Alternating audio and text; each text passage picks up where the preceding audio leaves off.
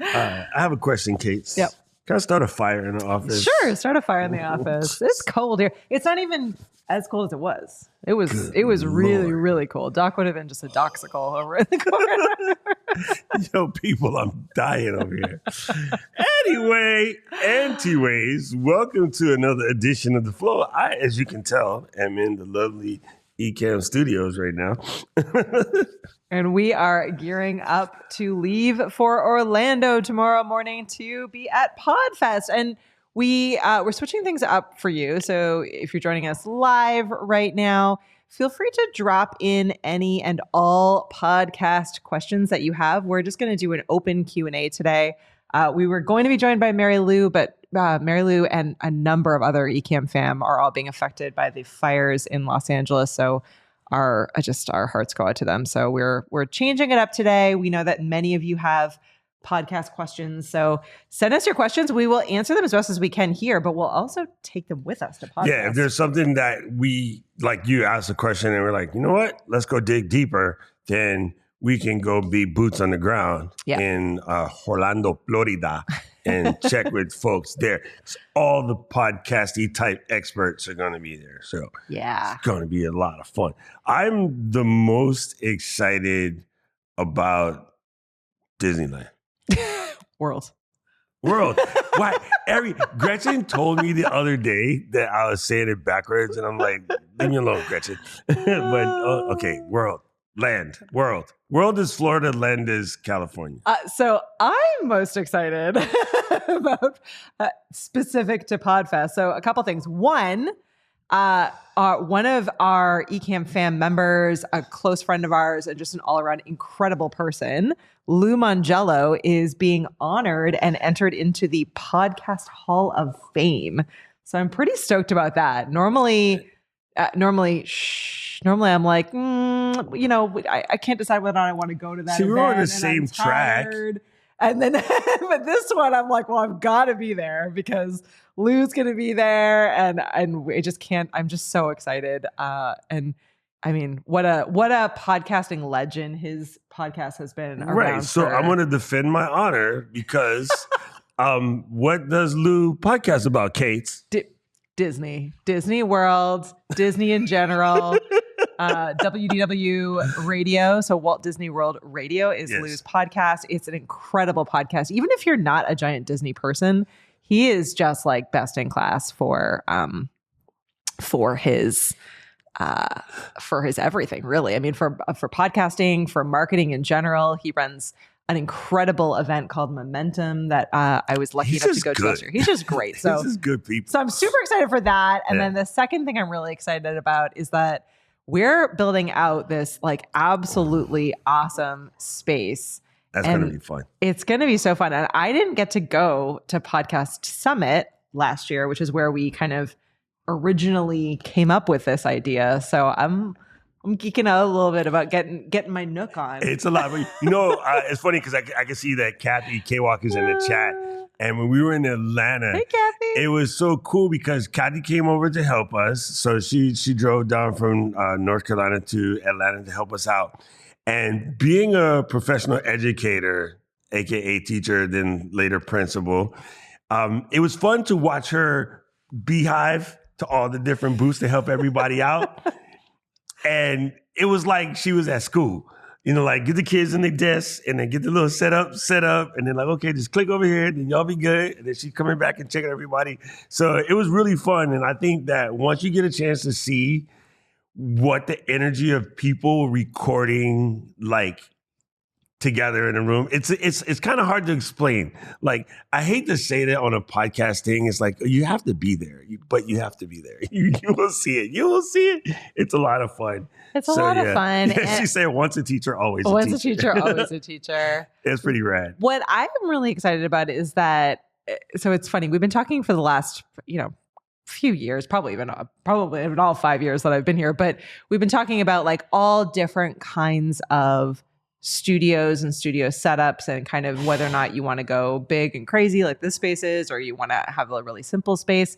And what I love is that we're finally at a time in life where you can create like a pretty incredible small space studio live from an event. Like these little nooks are incredible, but basically they're just creating like a closed space. And then we have our friends at Shure are going to be bringing MV6 microphones. So that's, oh shoot, I think I lent it to Meg. But anyway, that's a microphone that is kind of their simpler one that has a built-in stand with it. And then we just have people using their phones as a camera. So what's great about this is that I think it gets people back to basics. It reminds them that sometimes we overthink it and make it bigger than it needs to be. And really the goal is just to record that content. There's all these people that are there, amazing interviewing opportunities, and just a really great time to be able to record some content. I've been watching a lot of the sort of celebrity TV people who have recently launched podcasts and are doing podcasts on YouTube specifically. So this is where I'm watching them. So Trevor Noah, Chelsea Handler, what's her face? What's the lady's name from Chicago? Oprah. Oh. Wow. I'm wow, like a lady Doc. from Chicago. Wow. Okay. Anyway. Hey, do you know Oprah from Chicago? Yeah. She's she does this thing. Like, hey, everybody gets a podcast. Anyway, so I'm watching her show and she had Mel Robbins on, who absolutely love. And also Mel Robbins' podcast. And it's funny, but I'm looking at Oprah's show and it's literally that round table, way fancier than that one. If that's like $1,000 table, hers is probably like $100,000. But it's just a round table and 2 Shure SM7Bs, painted green from Colorware PC, like your mic that you use for yours at home. And it's just 2 pop lights, which basically we have right here in the studio. Yeah.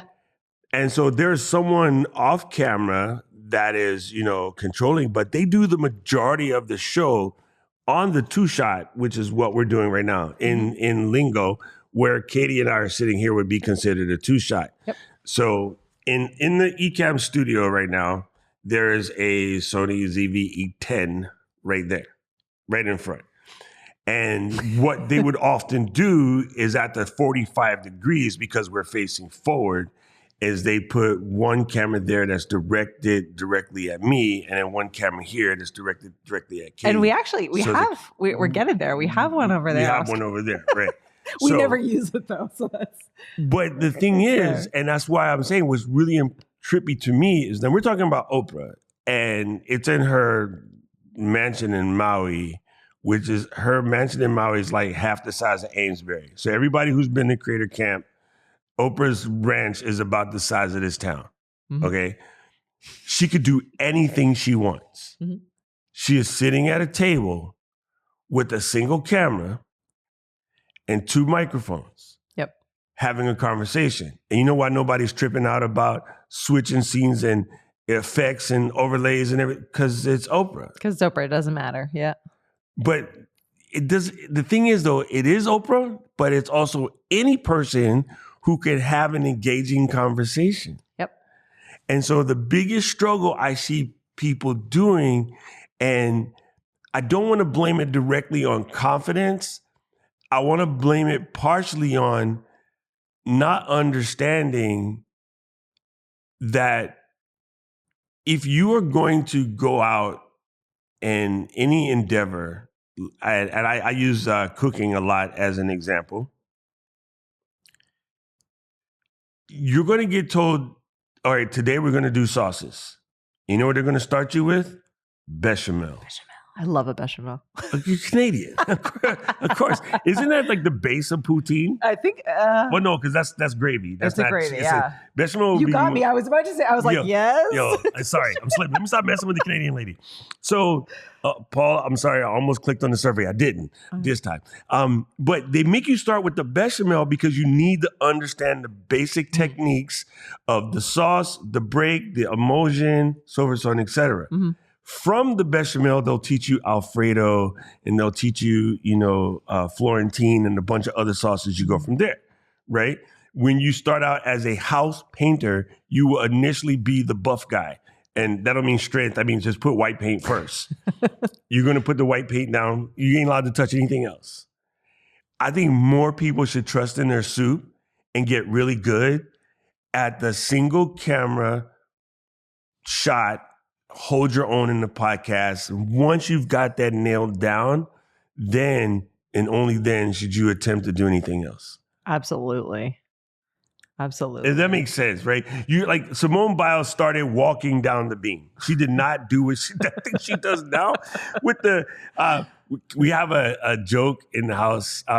Baba, she calls it a hata hata, and that's kind of Okinawan saying for when you get wobbly. Because when they do the 3 spin on the 1 feet and then they always got to catch themselves, they're like stuck down with the leg out and they twirl and it looks like they're going to fall off. She goes, oh no, they're going to, that part drives her insane because that's a good way to bust your neck, if you're not really gracious. So I remember even in gym class as kids and we're in kindergarten, the only thing you're allowed to do is walk straight across. Mm-hmm. And they made us do it too. Eventually it becomes a girls only event. So about 6th grade, guys get sent to go do something else. But we all started with just walk across the beam. Yeah. You weren't even allowed to do one leg stuff. The teacher would lose their mind.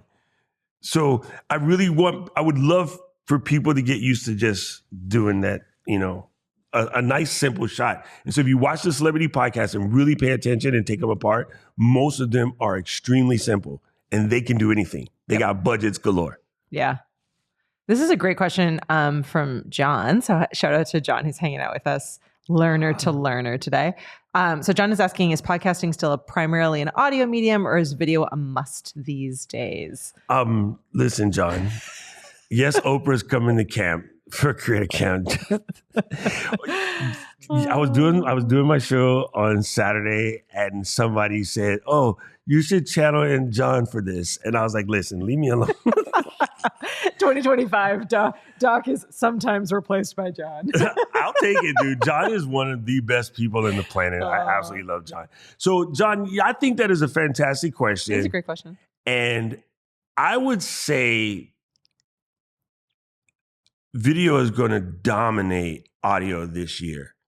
And the reason why I say so is I can name really off the top of my head like 25 celebrity podcasts that have just recently went to video. Yeah, I was going to say, it's funny. We've been talking for the last few years, obviously, about video first podcasting. But, we're Ecamm, obviously we're video people. So we're coming at it from a different angle than some of the kind of quote unquote traditional podcasters who've been in the audio space for a long time.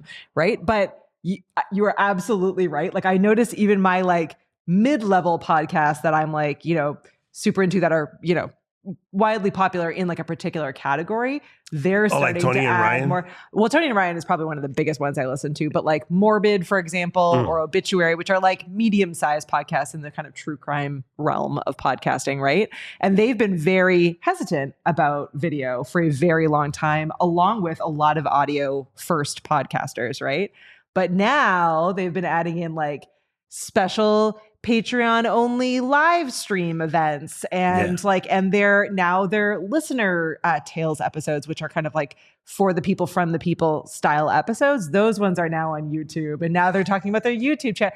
So I think you're right. I think there's been a lot of pushback from people who have really spent the last few years building out these very powerhouse, large audio only podcasts. And they like the audio only because they like being probably in their pajamas or laying in bed or who knows whatever while they're doing it.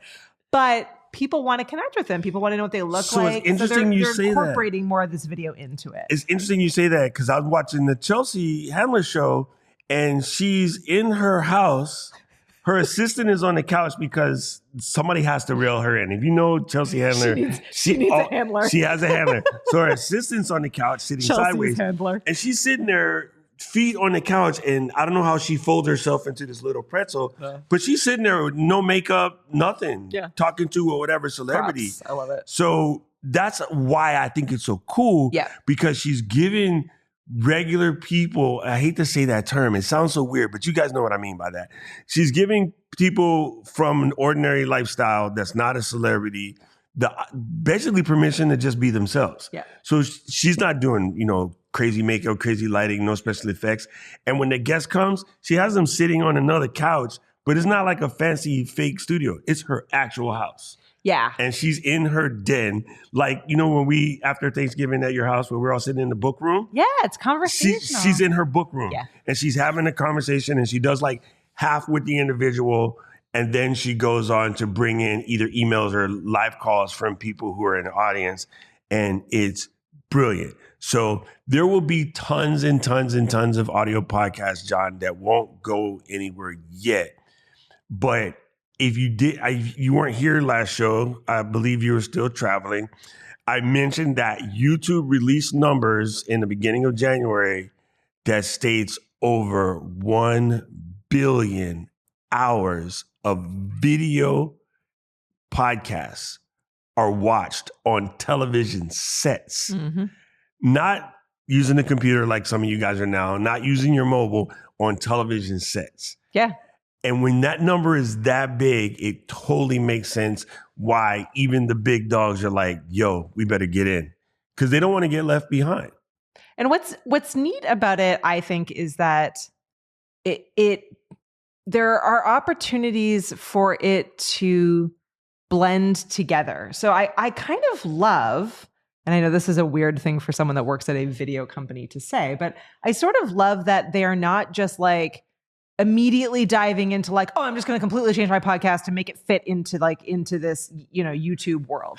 Instead, they're saying like, these are really special video first moments that we're creating for our community. And they're sort of slowly like, growing their podcast and expanding it out and trying these different, like, so there's an experimentation that's happening, which I think is great because it's getting us to think about podcasts and shows differently. How it's being blended together with live streaming is really cool and special. So I watch this space and watch this place. If you're not listening or watching any of this like kind of bigger celebrity podcasts, find one, even just to pay attention to what they are doing and what they will continue to do going forward. Because I think, you know, they are obviously coming at it from a different standpoint than us regular people. And they obviously have much larger budgets and, you know, and a different world. But what they are doing is setting the stage for the rest of us and understanding what's possible to kind of take out of these, you know, different things and what you could apply to your own show. I think is really, it's going to be really interesting. So it's. Yes.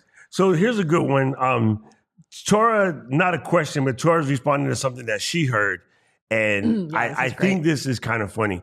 My first, so I'll read it just to make sense. Tora, this is, what is the word? Hearsay? Yeah. Anecdotal? Hearsay. Someone posited or made a statement of, why should I create? With everyone creating, there'll be no audience. Hopefully you don't know this person, Tora, because if you do, I would tell you just shut this person down. Never talk to them. Don't be around them. That behavior is contagious. Scarcity mindset will probably be the downfall of humanity in general, because it's funny how people will say that about an audience, right? But no one ever talks about the oversaturation of the planet while we're pushing 8.7.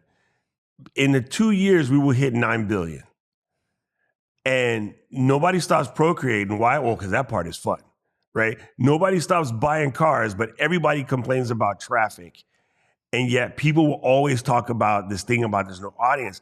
But I think one portion of it is, I don't think people can really quantify what an actual billion looks like. And so YouTube has at any given time 2.8 billion active users. And right now, while Katie and I are here, mathematically, there'll be a new people that pop up in the chat. Okay, so there's no audience. Now, TV Dental News from Brazil, how you doing? Hey. Welcome. I do this all the time, and I'm pretty good at remembering stuff. I don't remember seeing this particular name and avatar combination. So here we are talking about a show that's happening in Orlando, and obviously not going to come from Brazil to go to Orlando for this, but is listening because there's some information there. Mm-hmm. And yeah, I mean, it's really weird. People think that doesn't make any sense whatsoever, because if that was the case, nothing would get invented, because everybody would sit around and goes, well, everybody's inventing stuff, so why should I invent something? So that part is crazy. I wouldn't sweat that. People also want to connect. I'm gonna share a story, and hopefully he's okay with me sharing this, but I'm gonna share it anyway because Josh is a good guy. So I started my podcast a couple of years ago, in a really crowded space. We've talked about this a ton of times, but I'm in like the movie space, and I'm in the specific niche of 80s and 90s movies, right? And I and my best friend both grew up in Montreal in Canada. And so we have a different perspective on a bunch of things than for example, Doc, right? Who didn't grow up in Canada.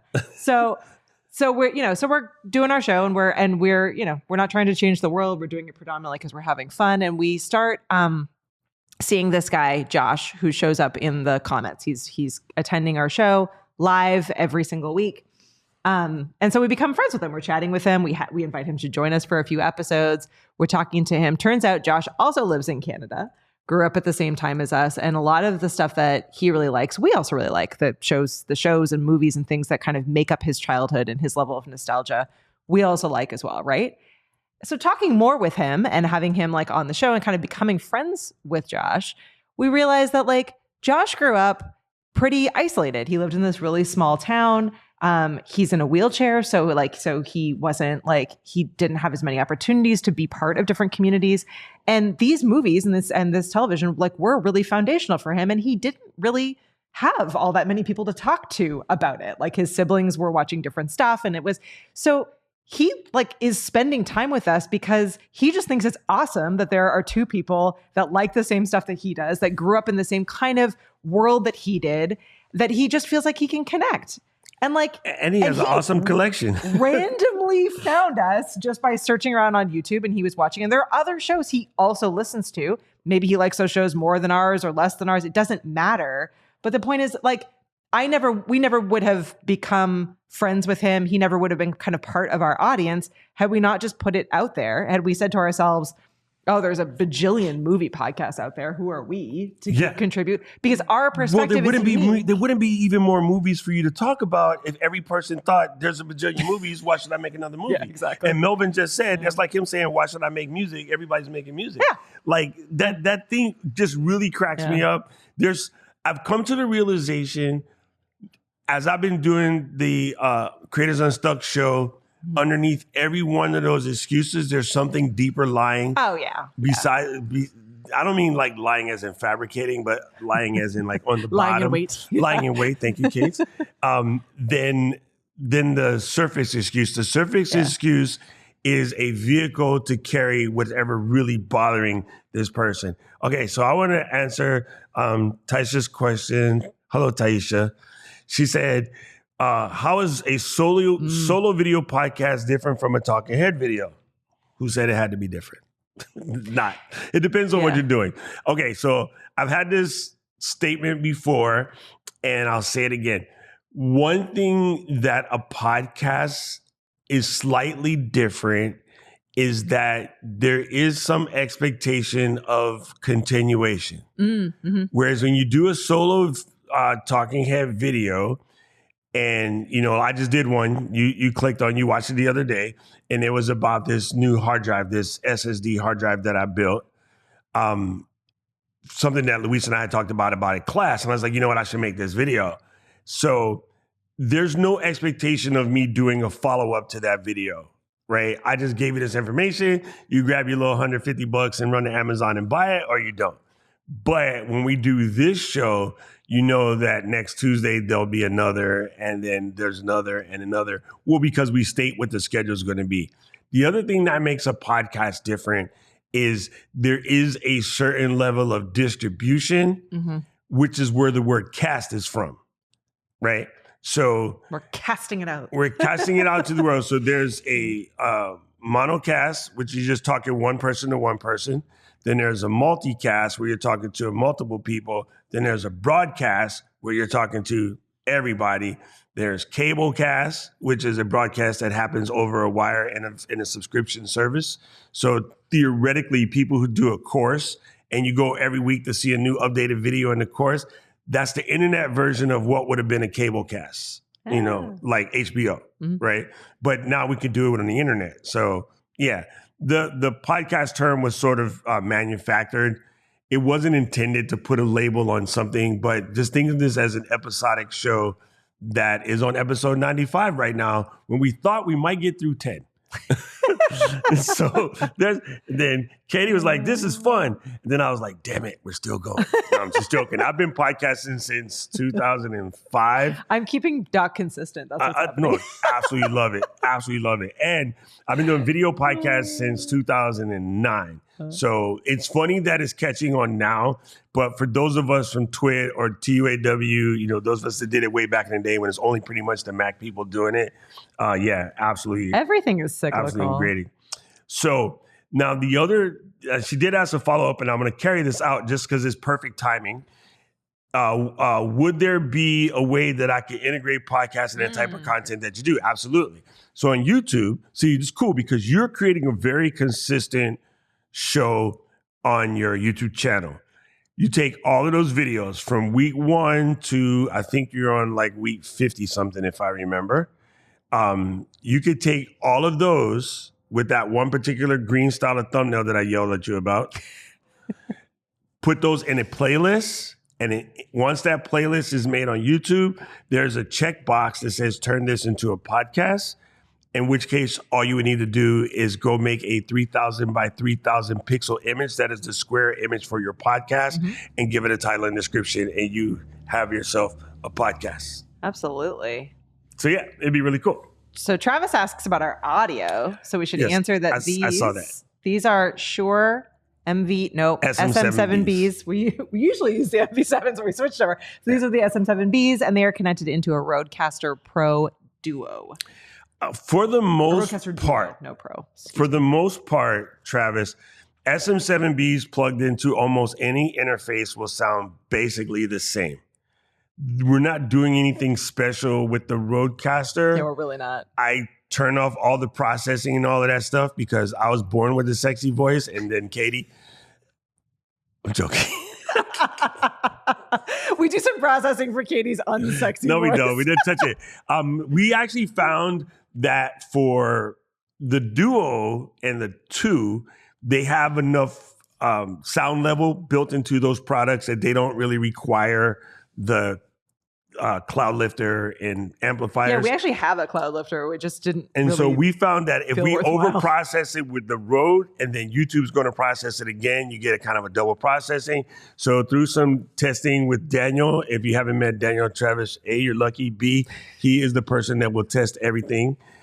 We decided to just turn off all the processing and just let the SM7B be the SM7B.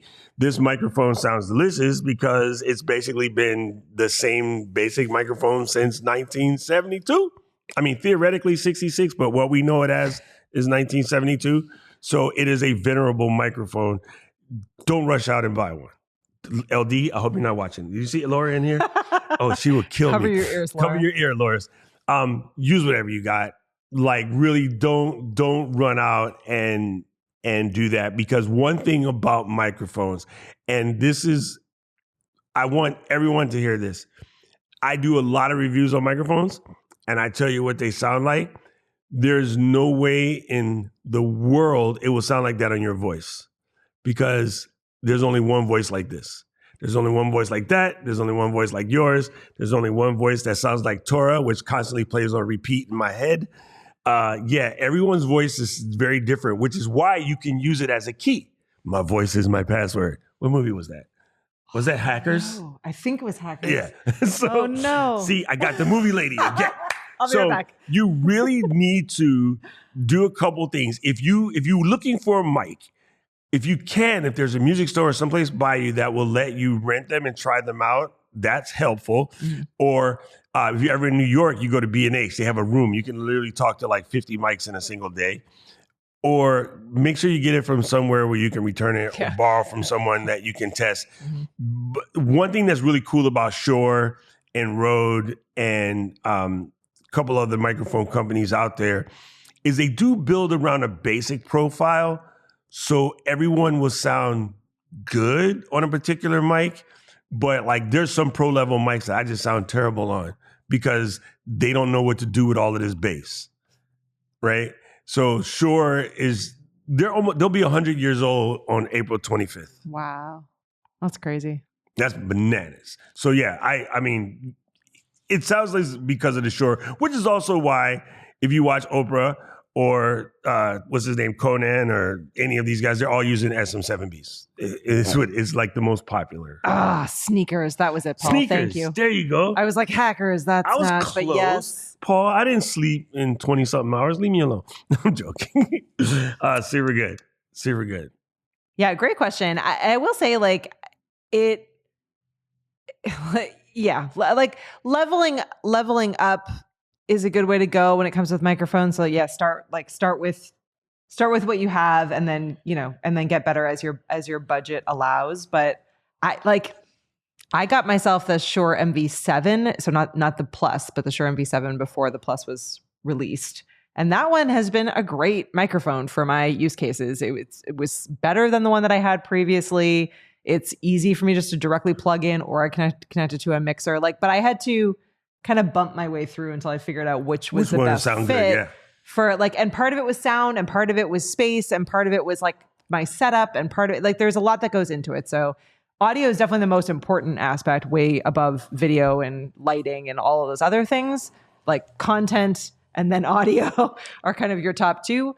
But there's nothing stopping you from kind of. I just made a video about this and playing around, and I brought up the memory, because a lot of us are Gen Xers in here, of getting an album and sitting in your room listening to the album and just staring at the cover.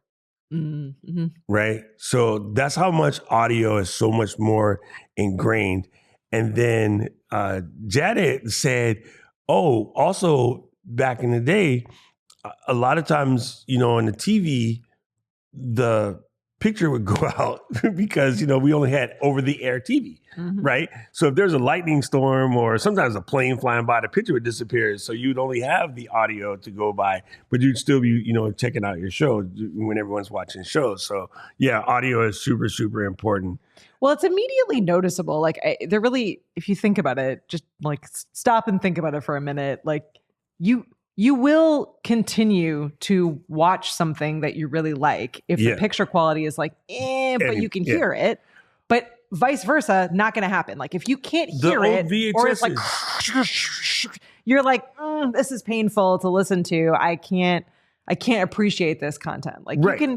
You can get by. I will say this because I crochet. So I spend a lot of time watching TV looking down, and I'm just listening to what it is. And I can get 90% of a TV or a movie episode without looking at it at all. But if the audio was bad, it'd be over. If you were having a VHS tape that your brother or sister taped over 50 times, but you got to tape your show starts to look bad on it, right? It had dropouts and little glitchy lines and stuff, but you were all about it. Because the audio was normally fine. It's normally the picture that would drop. And Melvin, it's funny when you said you love the one about albums, because in my scenario, I use the Ohio Players Honey album because you know what it is. Anyway, because every 13-year-old boy stared at that album forever.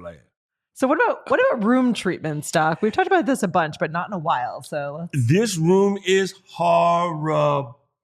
Yeah, this is a former yoga studio, so it's got 10 windows in it, or 8 windows. It's got so much glass. Yes, and also walls, and also steel pipes right above us. Yeah. So this room is bad. Oh, that's horrible. So the best we've done in here so far is on all the windows we have blinds that Jill hung up so nicely. And today they're up, but a lot of times I'll bring them down to cover a lot of the glass. That helps. And you can put towels down on your desk. Yes, or and on big your carpet tables. over here now. It's not wall to wall, but it did make a big difference in the room sound by putting that there. Most of you people have rooms with furnishings in them, so it won't be as bad. This room, and people who came to camp, you guys understand, it's just big and there's a lot of space. So that space gives a lot of angular problems. I also think it sounds better since we face the corner. Yeah. And you know what it is really, and I somewhat hesitate saying this, but I'm going to say it anyway. How much does it matter? How much does it matter? 99% of people are not going to have a perfectly sound treated space. See, it's hard. They're really it's hard not. Because Melvin's a musician Fair. And so that might matter more. But you should. But what happens is we start overthinking it. So I want to give Melvin. I'm not giving him a pass. I'm cranking him up because he has the same problem I have. I'm on the opposite side of the music. I ran the board, right? So I can hear all of that stuff, and it drives me batty. But no one else is batty. Like I've been sitting in the back of the room in a stadium with 10,000 people in there watching this show, and I can hear the one off frequency.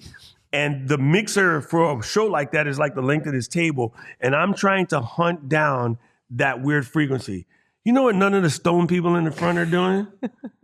Looking at the sound man, be like, hey, sound man, you got a little leak at 4K. Not that 4K. It's like Melvin knows what I'm talking about. And nobody's paying attention. I'm the only one sitting there trying to figure it out. Maybe the singer or the guitar player is looking back at me because they can hear it and I can hear it. But nobody else in the room can hear that. Right? Melvin would hear it. He's a musician because that tone will be where a C is on his trumpet. So it just depends on what you're trying to do, though. Like, so if Melvin, you were recording, a set, or you're doing something where the music and the experience, where the audio really, really matters. Maybe in that case, you're going to want to really pay close attention to it because that's what you're selling, that's what you're providing, and the audio is just such a part of the experience. For a conversational podcast or for a live show, etc., I would be really shocked if anyone on the other end cared, because someone here in the chat, was it Melvin? Someone was saying that our audio sounded great. That was Travis. So Travis was saying that our audio sounded great. And what were we doing? And we just said we're in a terrible room, right? So our audio sounds good enough that you're understanding the content, and we could do a bunch of stuff to continue to update it and make it better, and maybe we will. But it's good enough for the purposes that we're doing. And I did see Saeed's comment about acoustic panels. So maybe we'll post a photo because it's been a while since we've done it off screen that way. We have this hilariously incredible, the Wave, the Wave, famous Hakusai, famous painting. So we have sound panels that are from, what's the name of the company? Felt Right. That you basically they come in a pattern. You can design your own pattern. You stick them to the wall. It's super easy, unless you get the little ones that are this big, and you have two Virgos trying to put it up on a wall. On a crooked wall, trying to put it straight. In which case, it's a nightmare. So those hilarious panels actually, Saeed, are great and have been super helpful. And they come in really cool. You can get it to be really decorative as well as really beautiful. So that's a great option. I've also seen people put artwork where they get just a canvas, and then they'll put batting or foam, LD showed us that from Michael's. Things behind. So you could even go to Michael's and do something where it's adding artwork to your space, but thinking intentionally about that can go a long way to improving the overall and books do a real good job. So here's fill your room with books. That's the answer. Here's a statement. So 01 Creation was asking about VSTs. So we are currently testing it now. All of us moderators have it in hand. We do have VSTs coming very soon. But I think Jeremy just responded. The one thing you need to know is the same problem that you would have with Audio Hijack, or even if you're going through Logic or whatever. Every other processing thing that you add is going to add latency to your ability to monitor. So if I'm in my monitors right now with no processing, if I go, hey, I hear it. But if I run it through a bunch of VSTs, the computer has to actually process that audio. Yeah. So it's going to be like, hey, what you doing? And if I add some more, it's going to be, hey, what? So the more you add, the longer gap you have between your monitoring ears. So again, for a podcast, I mean, the reality is it's going to be listened to primarily on a television set with really crappy speakers, your phone, in a car with really crappy speakers, or your phone with really crappy speakers. So most people are overthinking it. Just record. Legit, just record. Ooh, another Virgo. Yay. Yeah. Oh, So Melvin, you in the boat with us. See, that makes sense. Now I understand. Feel you. We feel I you. understand. This is why he insisted on having a blue instrument. It matches the sapphire for our stone. I love it. I love it. Any other amazing questions? Yeah. These have been some great ones. We haven't talked about some of these foundations in a while. While you're thinking about questions, we should also remind you that we have a free podcast course. So we cover all aspects of this. It's a really easy to work your way through. You can skip ahead, find the videos that make sense to you, or you can flow through in order. And the link for that is in the show notes and in the description. It's also in the pinned comment. I think we have a pinned, maybe not yet for this one, but typically also in a pinned comment. So feel free to grab that link, jump in, work your way through, share with any friends. It's entirely free. We just want people to be better at all of this. So please feel free to grab that or share that. But that should answer a lot of questions. I was talking about our course in my stream on Saturday because for the longest time, this is funny. This is what I want you to hear about this podcasting. I want you to apply out the story I'm about to tell you. I'm trying to speak English, people, but it's jet lag. I want you to apply what I'm about to tell you in this story to podcasting in general. Okay, so when I started doing this stuff, content creating full time, a whole bunch of people were like, you should make a course. And I was like, I don't want to make a course. Why? Because I see a whole bunch of people out there that are quote unquote my contemporaries who are making courses who have no idea what they're talking about. And they're primarily, let's say, air. And I was like, I don't want to do it. I don't want to do it. I don't want to do it. I was kicking and screaming. And so my community got on my case and dragged me hard enough, and I actually made one. And then I liked it, but it still wasn't the same because it wasn't a course where you watch a bunch of videos and you're kind of hanging out in the corner by yourself. It was a live cohort. So it's basically 5 Zoom meetings. And Katie's like, okay, we're going to do this podcasting course. First of all, recording a podcasting course with Ecamm is a breeze. Yeah. It is so simple. It was way easier than I thought. But the thing I now realize I like about it so much is that when something changes, so if we come back, we have, I want to say 20-ish videos in the course. If we come back from PodFest and there's some crazy announcement that just changes the world, so you no longer have to do any sound processing because you could just press a button, I could come back and add that video to the course without redoing the whole thing. Yeah, in minutes. In seconds. Because it's Ecamm. And I was like, after doing it, I was like, oh, this could be addicting. Yeah. So yeah, it was really funny. It goes back to the statement that came from, Tora listening to somebody before about I didn't want to do it, not because it was saturated, but I felt that most of the people were doing it bad. Well, if you don't like the state of social content right now, the only way you can fix that is complain about it or make good content. Mm-hmm. So we make good content. Yeah. Right? That's the best way to defend that horrible content is to make good content. And it was, pseudo selfish of not wanting to do it because, I've been doing this audio stuff for years. I got a lot of stuff I can help folks with. So it was thanks to my people for pushing me. And then same to Katie for pushing us to do the podcast course, because after doing it, I was like, yo, this is actually pretty incredible and we should do more. So yeah, that's cool. It was easy because we used a combination of Ecamm, obviously, to record all the videos. Ooh, Ozeal is coming to PodFest. Sorry. Oh, hey, Ozeal. We're so excited to find you. So listen, I didn't do this on purpose. I swear. When you go into the lobby, there's going to be a bar. Find us at the bar. Our room is right next to the bar. So if you stand at the bar, you look to the side, you're going to see a sign that says Creators Unstuck Studio. Just walk, stagger, whatever. And I won't be mad at you if, never mind. Come and record with us. We're going to have so much fun. We get distracted at the bar. Yeah, so I swear I did not set it up on purpose, but they said, hey, your room is right next to the bar. Okay. So yeah, come see us. We're right from the main lobby. You'll see Unstuck Studios. It's called the Marriott Room. It's called the Marriott Room. I always want to say Marriott because it's at the Marriott, but it's Marriott. I mean, it's called Unstuck Studios because we're awesome. Oh, listen. All right, me and Ozeal is tight already. He said, I'm going to grab an old fashioned and stagger it over. Perfect. I am the whiskey guy. So we're good. We're good. We're in the right ballpark. Perfect. Melvin said we're going to start doing podcasts in Dolby Atmos. That would be crazy. So, in 5.1, when you're in like a house where they have all the speakers and you can hear the sound move around the room, could you imagine like just having sounds of Paul like bouncing around in here, like it's coming from different directions? Marianne saying that she can't wait to go through the podcasting course. Let us know too. I know many of you have signed up and have worked your way through it. We are always open to feedback. So I know a couple of you have sent in like, hey, you're missing this video, or I'd love for you to go deeper on this topic.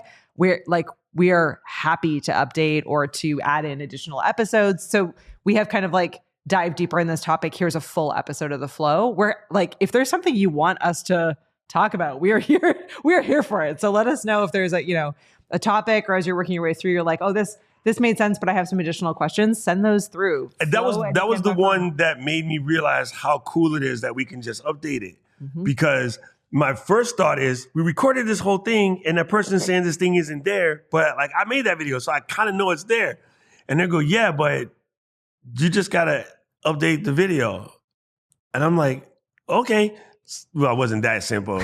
Katie was like, listen, jackass, just go record the video. Here are the details of what I need you to say. Okay. So, but when I went back and I recorded, and then you realize that, okay, maybe on the second pass, I went deeper in. Yeah. And I understand that because, again, I have to constantly talk to Alicia and Yolanda. And they're like, you think you told us what you were doing, but you did not do that. So do it again. And then so, yeah, it's kind of cool that you can just update it on the fly. So if you guys have something that you think you want to see more or detail, let us know because we can just pop it in. And if I can't get to it or Katie can't get to it, Jeremy's here. Like we can send anybody to add on to the course. So it's really cool. And that's it for those of you guys who are doing this stuff and you're trying to figure out some cool things you can do with your community. A course can be quick. I think I was under the impression courses had to be really, really crazy. I have watched some like 30-minute courses. Yeah, and it also like broken up into like little 5-minute, in a row chunks. It also didn't. Again, so how we built that course out, we built it on Notion. So huge thank you to Kat Mulvihill, who's like the Notion god, the Notion queen.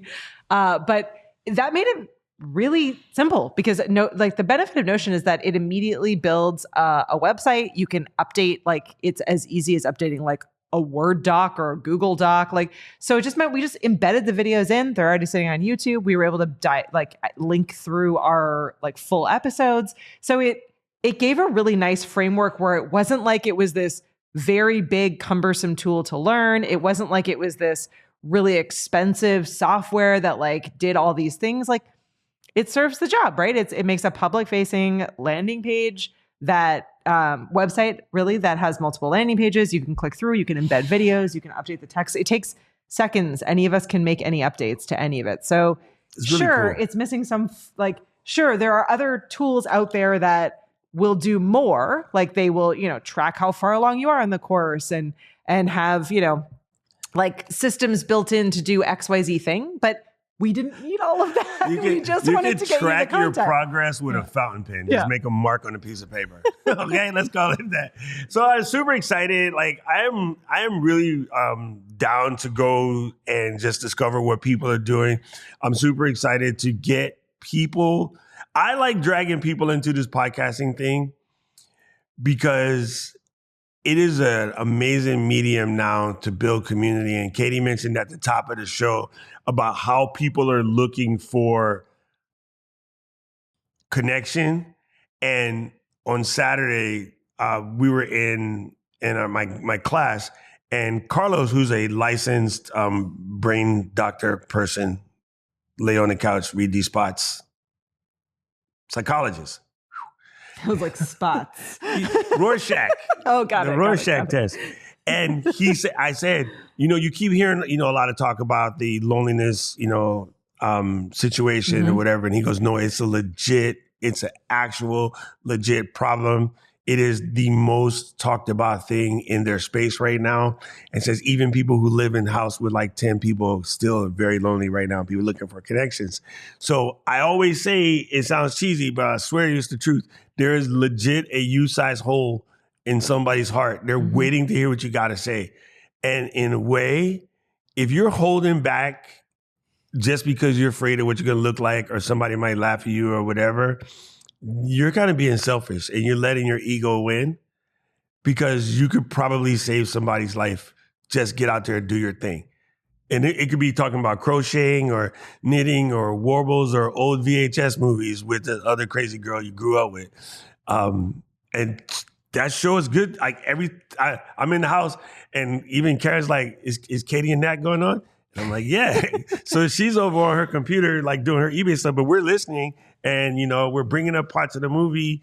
And I'm normally doing something else because of the time that it runs for me. But I'm always there, just vibing. It's like it's the perfect connection. Your show is a connection point, so don't sell yourself short. Well, we are about to wrap, but I did want to answer. This question about what podcast distribution platform we use because that's actually the end of our show anyway. So we use YouTube, obviously, for turns out, but we also use. It turns out, Louise, get ready with the graphic. It turns out that we use Captivate at captivate.fm. Now, we love Captivate because it is a distribution podcasting host platform. They're all sort of interchangeable words. We explain that deeper in the course. But they do specialize in a growth mindset. In other words, they're giving you tools and techniques that help you grow your podcast instead of just post and pray.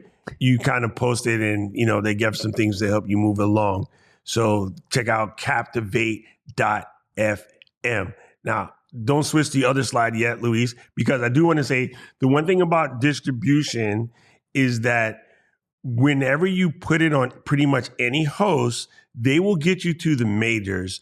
And the majors are Apple, Spotify, Amazon, and then there's a bunch of semi-majors.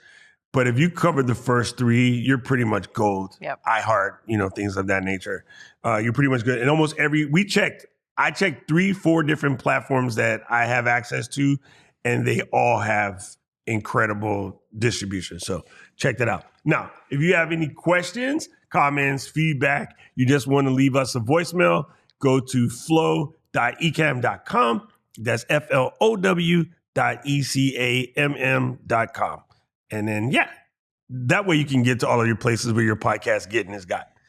I love the podcast getting is got. But Thank you. I don't know where I came up with that, but that was from when I did the Solid podcast years ago. It's super funny. I will be back. Doc is actually traveling onwards to Liz Wilcox's house to do some awesome behind the scenes for Ecamm's Content Launchpad program.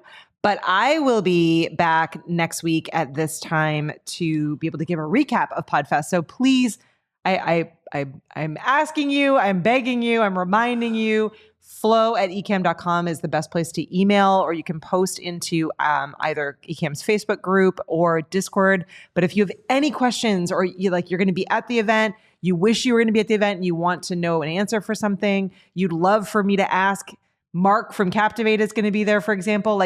Anyone in the podcasting world is going to be at this event. So please let us carry your questions to them. Let us get the answers. Let us connect you if you want to be connected with anyone.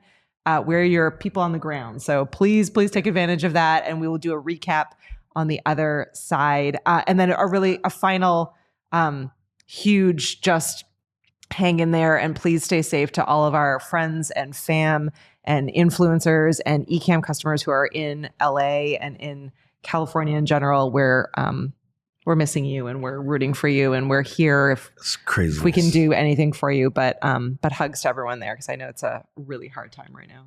Yeah, 100%. And just a reminder, because my brother-in-law's mom's house was one of the ones that was taken down, and my sister posted today, if you decide you want to help out, please check the source really carefully because all the cretins are coming out trying to scam people with the donation. So if you do want to help out, I would probably say go through Red Cross or the California Strong page. Just go direct. And again, just double check your sources because, unfortunately, these type of events bring out the weirdos. And on the final statement, thank you, Saeed, for closing us out. Remember, A voicemail longer than 59 seconds is technically a podcast. It's a podcast. You can leave us a podcast voicemail on our website, flow.ecamm.com. I don't know why he does that. It's so funny. But it's true. It's kind of true. All right, gang. Flow Riders! Out.